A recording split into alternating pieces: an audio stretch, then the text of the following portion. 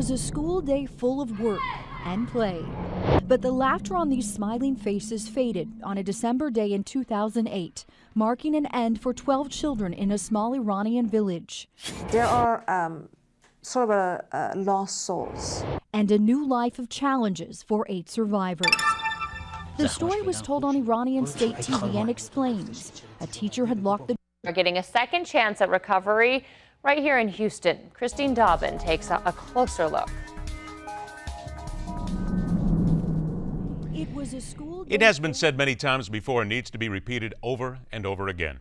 America may have her flaws and bruises, but there is no country in the world that opens its arms to help the less fortunate than the United States.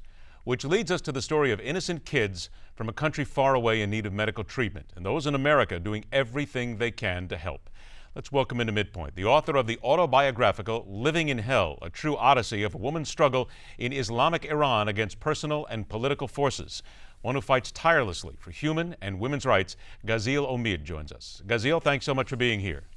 Thank you so much for having me. It's a pleasure. Please tell this story, if you will, in a minute or so, because I don't think I can quite do it justice what happened in this Iranian schoolroom, which to this day leaves such tragic, tragic scenes. Thank you. There are many schools like that recently. I was just doing research, but this one happened to be one that brought to my attention about 6 years ago. These children are from Shiraz, or a suburb of Shiraz, a village called Dorozan.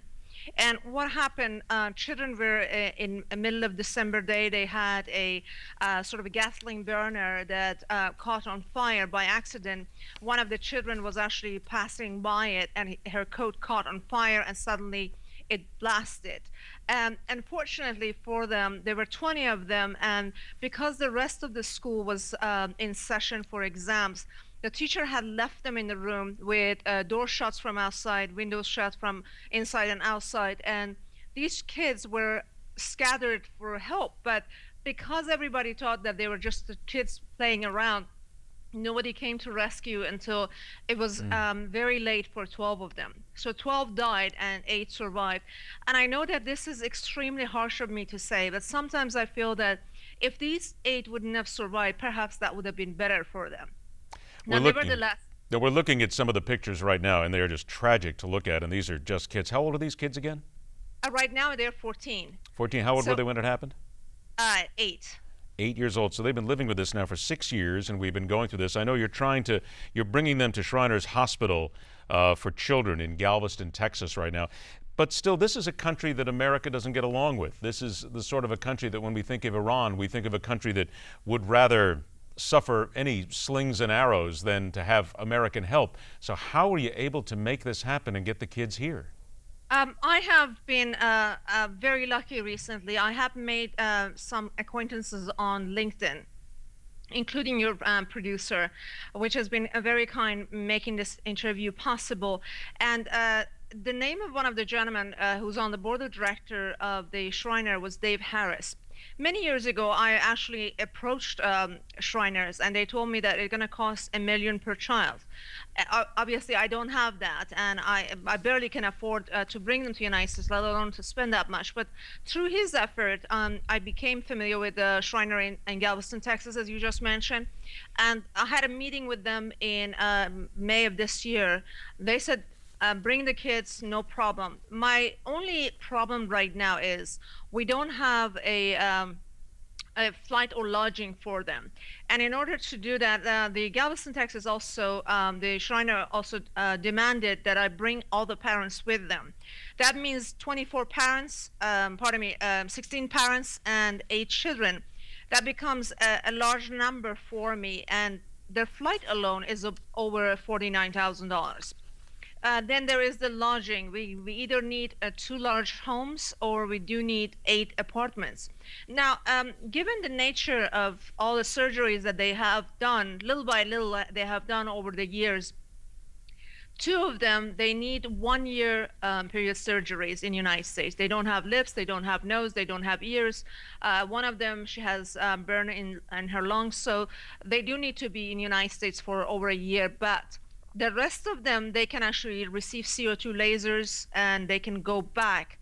That means that we can actually save a little bit of money on the lodging, but nevertheless, it's it's minimum that I think I need right now. It's about 300K, which is not a chump change, at least not for me. I have about 2 minutes left here. Who are you getting help from? Religious groups? Certain people may be surprising you with donations? I have to tell you, nobody has helped me so far. I be Really? honest with you and with your viewers. The reason that I brought it to your attention, because I'm a Muslim and I want to bring the attention to Jewish communities, to Christian communities. I want to create an environment that ISIS would feel neglected in between us. I wanted to showcase that we can actually think of each other. We can care about one another. I just heard another child, a Jewish child, had the same issue, and I wrote to the friend of friend. I said, "Hey, if your child, your friend child, hasn't received the care, let me know. I think I can actually connect them with Shriners." He said, "I will let you know." It's not just about the Iranian children. It's not just about the fact that they are coming from my country. It's just an effort for both of us, for Christians, Jews, or other faiths, come in between and say, we're not hating one another as ISIS is trying to showcase and beheading people in the name of Islam or in the name of God. So that's why I'm bringing it to you guys, and I'm hoping that, as you said, someone would surprise me. All right, now, if someone wants to get in touch, how do they do that? I mean, please don't give out any phone numbers here, but is there a website or something they can go to? Yes, of course. There is the website 8burnchildren, IranianChildren.org, as I believe that your producers has that. There is their Facebook page. Also, there is GoFundMe.org as well as Indigo.org. So I can send all that, and you guys can actually put it in the bottom of your pages or make me the next interviews. But I can also reach me through LinkedIn. I'm also just received a blog post permission by Ariana Huffington herself. So I'm also on Huffington. Okay, so it again is Ghazal. It is G-H-A, if we see it, people can see it right here, G-H-A-Z-A-L, Omid, O-M-I-D. They can look for you in LinkedIn, of course, and you said the website is 8burnedIranianChildren.org? That is correct. Is Yes. 8 the number 8, or is it spelled out? No, it's 8, number 8. Yes. 8 number, so 8 burned Iranian children. There's other places here. We'll play this many times. We'll show this. Let's see if we can do to give you a hand here and see if we can help these kids. Ghazal, it's marvelous what you're doing here. We'll do our part to see if we can help you along. Thank you so much. I appreciate that. All right, Thank you. Thank you so very much. It is so tragic to look at what has happened to those kids. And again, America, we always help when there's a chance to help. All right, we'll take a break, come back. On Point is next.